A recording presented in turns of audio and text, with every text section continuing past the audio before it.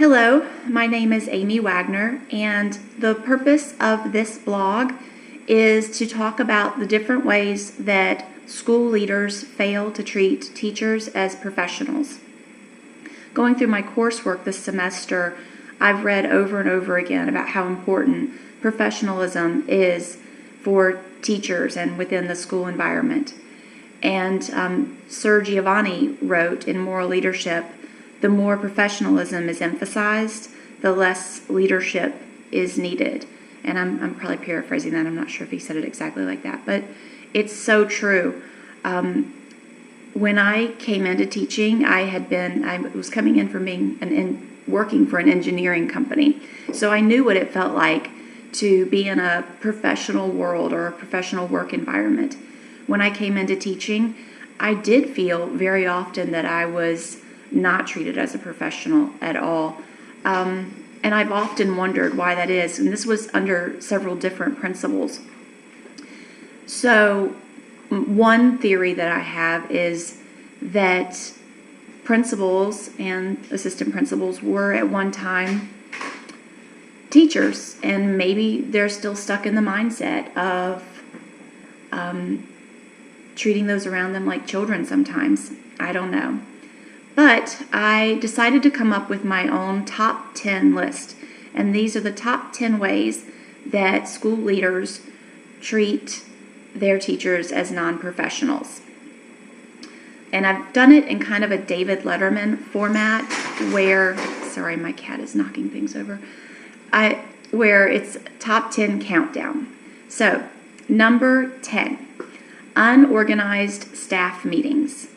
If teachers are going to take the time to come in early, stay late, arrange childcare for their children, then there should be a purpose for the meeting. And even more than that, there should be a well-planned out agenda for that meeting. Number 9, favoritism.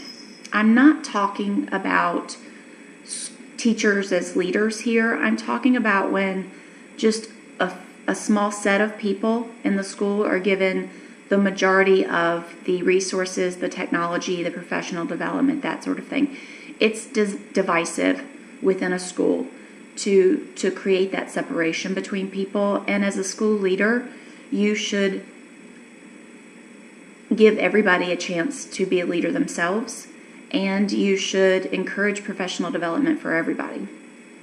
Number 8, not acknowledging a staff member when they pass you in the hall. And I know we talked about this in class, but it's kind of a sensitive subject for me. I go walking at the park, usually every morning, and if I pass someone on the path and they pretend that I'm not there, it bothers me. If I pass someone on the path and say good morning and they don't say anything back, that really gets me ticked off.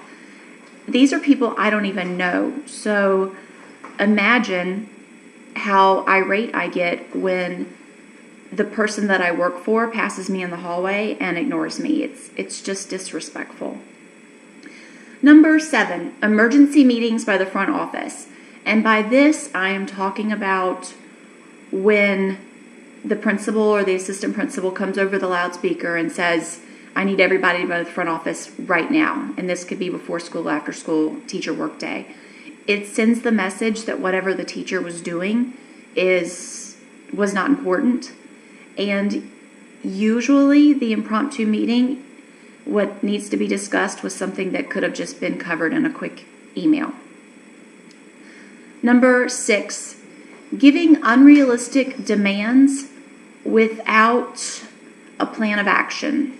Now, this happens throughout education, but my example of this has to do with testing in the primary grades.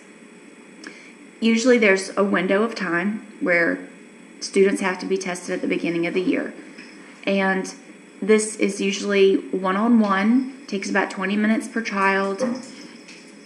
My cat is so distracting. I'm sorry. Takes about 20 minutes per child.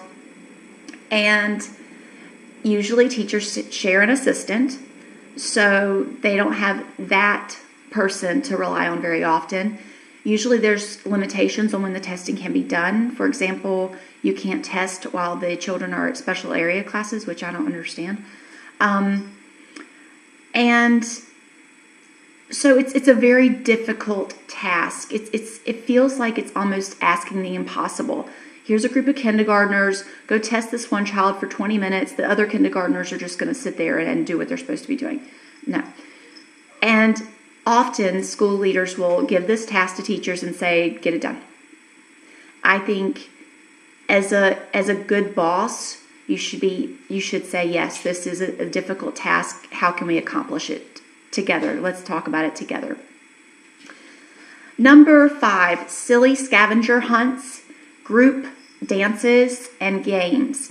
Now, I am not saying that I'm against team building, but the silly scavenger hunts, let's stand up and dance in the staff meeting to this cool song, the different games that we play, I would rather team build through vertical planning, through unpacking the standards, through deep discussions about how to help children, individual children, achieve their goals.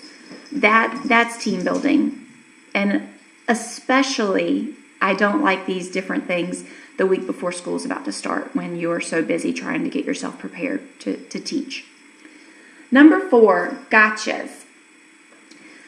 Walkthroughs and observations should be used to help the teacher grow in their craft. It should not be used as an I gotcha. Ways that principals do this that I've seen are they will come in right when you're switching subjects to make sure that you're making that transition exactly on time. They will take attendance at staff meetings. If work has to be changed on the walls of your classroom every 4 weeks, they'll come in the morning that it had to be done to make sure that you got it done.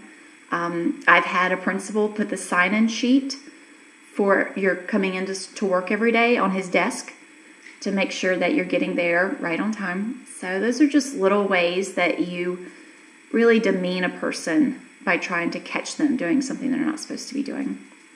Okay, number 3, group admonishings. I know everyone knows this one.